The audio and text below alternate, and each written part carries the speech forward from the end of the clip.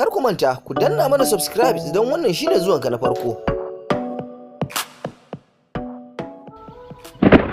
Bayan ya kubuta daga sharrin wata katuwar damusa, wani yaro da kyarkeci suka rene shi ya fuskanci hatsarurruka da dama a kokarinsa na zuwa ƙauyen da mutane suke. Yau za mu kawo muku sharhi akan fim ɗin da aka yi shi a 2016 wato Jungle Book. A cikin dajin wani yaro da ake kira da suna Mogli mun ga yana gudu tare da wasu 'ya'yan kyarkeci wani abu ya biyo su. Lokaci guda ya yanke shawarar hawa wata bishiya domin tserewa abin da yake biye da su. Yana tafiya akan rassan bishiyar har ya kai ga wani reshe da ya taka ya faɗo da shi ƙasa. Faɗowarsa ke da wuya sai ga wata babbar bakar mage ta cin masa wadda ake kira da suna Bagira. Bagira shine ya tsinci Mogli tun yana ɗan jariri.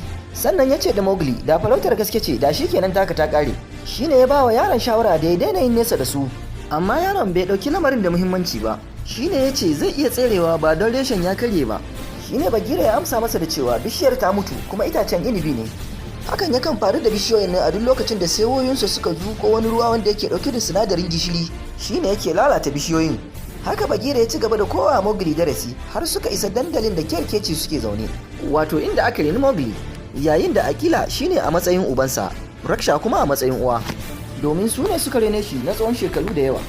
Amma da yake ya fara girma kowa shi da hanzari da zafin nama irin na kyarkeci, hakan ya sa sun fara jin tsoron cewa zai yi wuya ya ci gaba da kasancewa tare da su. Haka lokaci ya ci gaba da tafiya har kwanakin damina suka kare a cikin dajin, sannan kogunan dajin suka fara bushewa. Da akwai wani guri da suke kira da dutsen zaman lafiya, wani dutse ne da yake cikin ruwan kogi wanda idan har ya fito yana nuna musu cewa ruwa yana gab da karewa. A duk lokacin da suka ga wannan dutse ya fito to duk dabbobin sai su fara zaman lafiya a tsakaninsu, wanda sun haramta kansu farautar juna domin ƙananan dabbobi su samu damar fitowa su sha ruwa. A duk lokacin da kogunan suka bushe wannan bakin kogi yakan samar da duk nau'ikan dabbobi waɗanda suke tururuwar zuwa ɗan ƙaramin ruwan da ya rage. Mogli ya ji daɗin zuwa kogin, amma Raksha wato uwar goyonsa ta gargaɗe shi da cewa wasu daga cikin dabbobin ba su taɓa ganin mutum ba, a don haka yana buƙatar ya nuna hali mai kyau da kuma sada zumunci kamar yadda ya kamata. Duk da gargaɗin da uwar goyon ta yi wa yaron sai ya fara ɗiban ruwa da ɗaya daga cikin abubuwan da ya ƙirƙiro, wanda hakan ya sa ya fara tsoratar da sauran dabbobi. A yayin da yake jan hankalin 'ya'yansa, Akila wato uban goyon na Mogli ya lura da tsuntsaye sun fusata. Tuni ya yi tunanin abin da zai iya faruwa ya umarci Mogli da ya dawo bayansa. A wannan lokacin sai ga wani katon damisa ya bayyana a gaban kowa da kowa. Ya matso kusa da ruwan don kashe kihirwarsa, sannan ya tambaya me ke faruwa domin ya ji warin dan adam. Sai Akila ya ce Mogli wani bangare ne daga cikin ahalina, sannan kuma sauran kyarkeci sun shirya da rayuwarsu don kare Mogli. Sannan damisar ya ce zai mutunta yarjejeniyar da ta hana yin farauta a wannan lokaci, amma kuma zai dawo idan kogin ya sake cika wato da damuna. Yana mai alwashin kawar da duk wanda zai yi kokarin kare dan adam. Bayan wasu makonni kaɗan ruwan sama ya dawo sai kyarkeci suka taru domin yanke shawara abin da za su yi, wanda hakan ya tilasta Akila ya yanke hukunci na tura ɗansa zuwa ya je ya zauna tare da mutane. Shine Bagira ya ɗauki nauyin zai raka shi inda mutane suke. Duk da haka Raksha ta yi kokarin yin tarjiya, amma sauran mambobin kungiyar sun san cewa yaron zai tsira ne idan har yana tare da mutane. Saboda haka sun bar Bagira da ya raka shi. Su biyun sun kama hanya sun yi tafiya mai nisa zuwa arewaci sai suka haɗu da garken giwaye a hanya. Sannan suka girmama manyan dabbobin saboda su ne suka girgiri dajin. Suka ci gaba da tafiya, a ƙarshe suka isa wani guri mai cike da ɓaunaye tare da busassun ciyayi. Amma suna cikin tafiya sai Bagira ya fuskanci wani abu na gabato su. Sai ya umarci Mogli da ya kwanta, amma yaron ya ƙi. Tunaninsa wasa ne amma ya ƙara ce masa ya sunkuya. Bagira ya ƙura ciyar ido sannan ya umarce shi da ya ruga a guje zuwa rafin arewa. Kwatsam sai ga damisa ya dako tsalle daga cikin dogayen ciyayin. Yana kokarin kawo Mogli hari amma Bagira ya hana shi, wanda ya fara tunkararsa, amma saboda kasancewarsa katuwar kyanwa ba zai iya faɗa da damisar ba. Saboda haka Bagira ya gaji, a ƙarshe damisar ya yi nasara a kansa, sannan kuma ya sa yaron a gaba. Faruwar hakan ya sa ɓaunayen su ma suna kokarin gujewa har suka buge damisar. Shi kuma Mogli ya yi tsalle cikin wani hanyar kogi don tserewa damisar. Damisar yana kallo abin harin nasa ya hau gadon bayan wata ɓauna ya guje masa. Cikin fushi da ɓacin rai, daga nan damisar ya koma zuwa dandalin kyarkeci. Zuwansa ke da wuya, ya kwanta kusa da Akila sannan ya tambaye shi me dalilin da yasa basu mika masa yaron ba, sannan kuma yana son sanin inda yaron ya nufa. Sai shugaban kyarkecin ya ce sun zaɓi su bar Mogli ne ya zauna tare da mutane domin wanzar da zaman lafiya a cikin dajin da hana zubar jinin da bai kamata ba. Faɗin hakan ko kaɗan bai yi wa damisar daɗi ba, shine ya cafki wayan Akila ya jefa shi ƙasa. Bayan ya gama da shugaban sai damisar ya barazana ga sauran kyarkecin da cewa daga yanzu dandalin nasu ya zama yankinsa kuma ba zai bar su ba har sai sun dawo masa da yaron.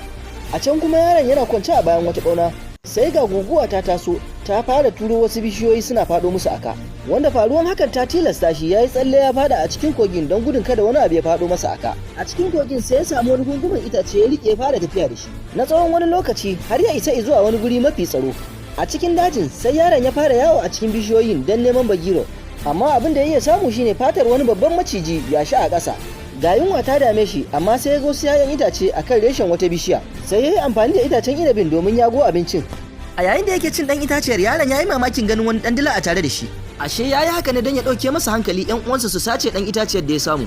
Da ya gane cewa sun musu sata, sai mogli ya bi su zuwa kan bishiyar da suka hau. Can sai ya fara jiyo wata muryar kamar daga nesa. Can sai ga wani katon maciji ya bayyana cikin rassan bishiyar. Ya ce zai yi magana da shi har ya karaso gare shi. Yana cewa ya san waye shi kuma ya san daga inda ya fito. Sai ya fara yaudararsa da kyalkyalin idansa, sannan ya fara bashi labari. Wata rana wani mutum yana tafiya ta cikin dajin, sai ya tsaya ya da zango a cikin kogo. Saboda hasken wutar da ya kunna, sai dabbobi suka nesance shi, amma damisa bai ji tsoro ba, sai ya higa cikin kogon duk da wutar da take hannunsa. Ya fara kaiwa mutumin hari har ya kone masa rabin fuska da wutar da take hannunsa. Duk da haka damisar sai da ya halaka mutumin, sannan ya gudu don ya je ya kula da raunin da ya samu. Ya bar yaron a gurin saboda bai san da shi ba. Bagira ya ga duk abubuwan da suka faru a wannan rana, sai ya dauki yaron ya mika wa kyarkeci don su rene shi. Tun daga wannan rana duk dabbobin da suke cikin daji suke tsoron wuta, har da damisa. A ƙarshe labarin gaba ɗaya tafi da hankali mogli, saboda haka bai lura da lokacin da macijiyar ta buɗe baki za ta haɗiye shi ba.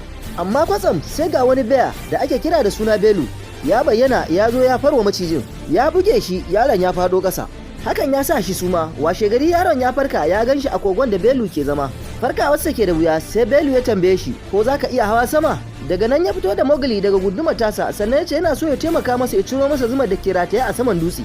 Yaron ya lura da tsawon da kuma dubban kudan zumar da suke kare zumar, amma belu sai ya faɗa wa yaron cewa sanyi ne yake zuwa, idan har bai tara abinci ba to yunwa ba za ta bar shi ba. Sai yaron ya ji tausayin belu, jin haka ya sa a yanke shawarar zai taimaka masa. Daga nan ya zagaya saman dutsen, ya yi amfani da sayar wata bishiya don ya yanko masa zumar. Ya fara amfani da wani itace, amma kudan zumar suna ta harbinsa. Duk da haka yaron ya jure, ya sa kafa ya fara bugun zumar ta zubo ƙasa. Daga nan belu ya fara sha. Bayan yaron ya sauko, sai ya fara korafi da harbin zubar da ke jikinsa. Daga nan mogli ya ce zai ci gaba da tafiyarsa, amma biya ya ci gaba da neman taimakonsa domin ya tattara abinci. Ku saurare mu a bidiyo na gaba don ganin yadda za ta kasance. Belu zo bar yaron ya tafi ko a'a.